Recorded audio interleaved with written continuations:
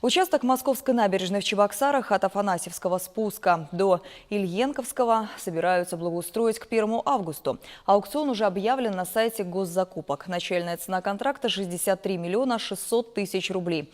Подрядчика намерены определить 15 апреля. А в этот же день должны назвать компанию, которая возьмется за ремонт Сугутского моста в столице. Управление ЖКХ и благоустройства города объявило на сайте госзакупок аукцион. На разбор некоторых элементов конструкции, перенос сетей и троллейбусных линий, ремонт опор, пролетного строения и дорожного полотна, строительство техплощадок и подъездных путей готовы потратить 187 миллионов 700 тысяч рублей. Средства выделят из бюджетов 3 уровней – федерального, республиканского и муниципального по программе «Безопасные и качественные дороги». Согласно техзаданию, ремонт моста будут производить в 2 этапа. Подрядчик обязан сдать объект к 1 сентября 2020 года.